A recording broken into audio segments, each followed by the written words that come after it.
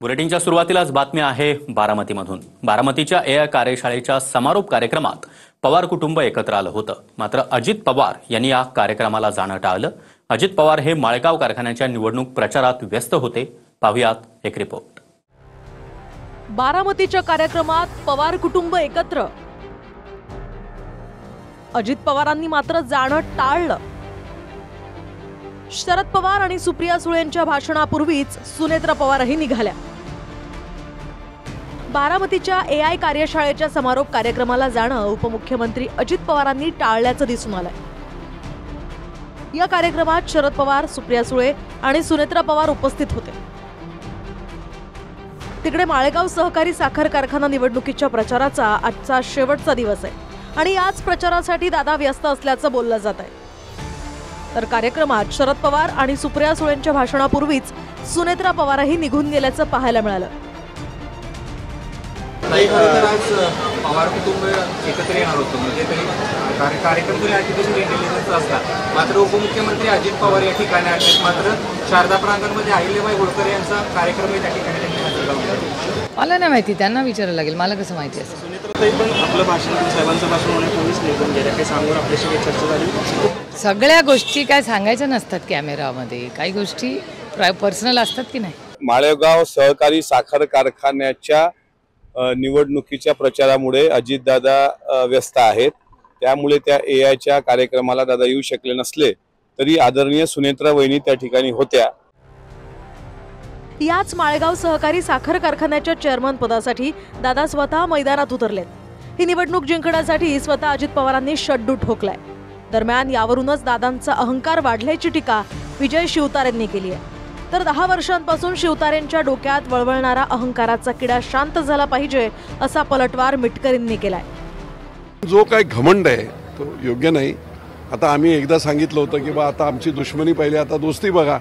मी ते बंधन पाळतोय, पण निश्चितपणे अशा प्रकारचे घमंड जे असतात ना ते राजकारणात खूप चुकीचे आहेत। आता एखाद्या अहंकारी व्यक्तीने असं बोलावं म्हणजे उलटा चोर कोतवाल को डाटे असं ते झालेलं आहे। मुक्ताबाईला आणि पांडुरंगाला मी विनंती करतो, प्रार्थना केली की विजय बापू शिवतारेंना सद्बुद्धी देव, कारण त्यांच्या डोक्यात जो अहंकाराचा किडा गेल्या 10 वर्षापासून वळवळतो ना तो कुठेतरी शांत झाला पाहिजे। आता वय झालंय त्यांचं।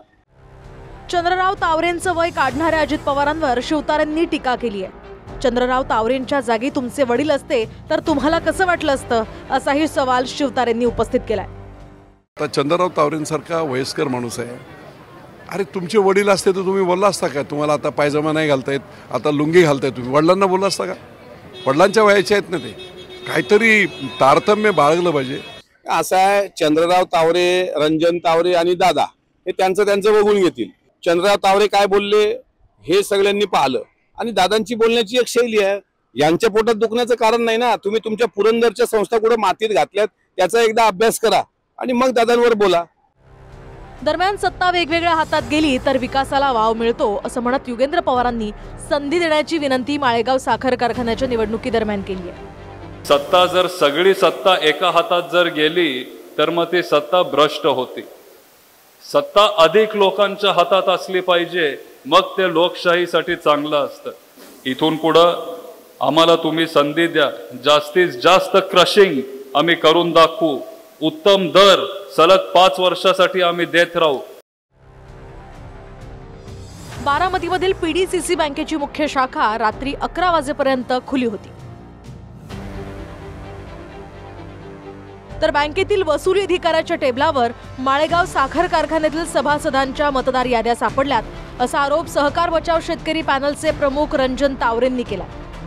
तर पराभव समोर पाहूनच तावरेंकडून आरोप होत असल्याची टीका सुरज चव्हाणांनी केली आहे। त्यांच्या त्या वसुली विभागाच्या रूममध्ये माळेगाव साखर कारखान्याच्या याद्या, माळेगाव साखर कारखान्याच्या सभासदांची नावं, पैसे वाटायचं काम, पैशाची पाकिटं भरण्याचं काम त्या ठिकाणी 3ऱ्या मजल्यावर चालू असावं। निवडणूक निर्णय अधिकाऱ्यांना रात्री फोनवर निरोप दिलेला आहे, मेल केलेला आहे आणि पोलीस स्टेशनलाही तशा प्रकारची तक्रार दिलेली आहे। पुढच्या पॅनलच्या लोकांना पराभव स्पष्टपणे दिसतोय म्हणून अशा पद्धतीचा आरोप त्या ठिकाणी केला जातोय। लोकसभा निवडणूक झाली त्यावेळी पीडीसीसी बँक उघडलेली होती। आजही बँक दुसऱ्यांदा सुरूच दिसते। त्यामुळे याचा अर्थ काय समजायचा तो समजा, असं वक्तव्य शरद पवारांनी केलंय. लोकसभेची निवडणूक जेव्हा झाली तेव्हा वेळेला अशीच बँक ही रात्री 12 का 2 वाजता उघडलेली होती. तो कर्मचारी कशाला उघडे आणि रात्री 2 वाजता 12 वाजता एवढी लोकांची सेवा करण्याची स्थिती आपल्याच बँकेमध्ये दुसऱ्यांदा दिसते. याचा अर्थ काय समजायचं समजा. माळेगाव कारखान्याच्या मतमोजणीवरून राजकारण चांगलंच तापलंय. दरवर्षी माळेगावला होणारी मतमोजणी आता बारामतीला होणार आहे. त्यामुळे बारामतीत होणाऱ्या मतमोजणीला चंद्रराव तावरे आणि रंजन तावरेंनी विरोध केलाय. त्या मतमोजणीसाठी प्रशासनानं आणि ही जागा बदलण्याचं प्रयोजन काय? पोलीस खात्यावर दबाव टाकून गृह खात्याला त्यांनी या ठिकाणी 260 लोक लागतायत म्हणून सांगितलं. आरोप प्रत्यारोप होत असताना याच निवडणुकीच्या प्रचारात एका थार गाडीनं लक्ष वेधून घेतलंय. बारामतीमध्ये एका कार्यकर्त्यानं दादांचा कटआउट आणि त्यावर चेअरमन असं लिहिलंय. स्वतः अजित पवारांनी उडी घेतलेल्या या निवडणुकीसाठी 22 तारखेला मतदान तर 24 तारखेला निकाल असणार आहे. त्यामुळे बारामतीसह राज्याचं लक्ष या निवडणुकीकडे लागलंय. दीपक कापरे, TV9 मराठी, बारामती.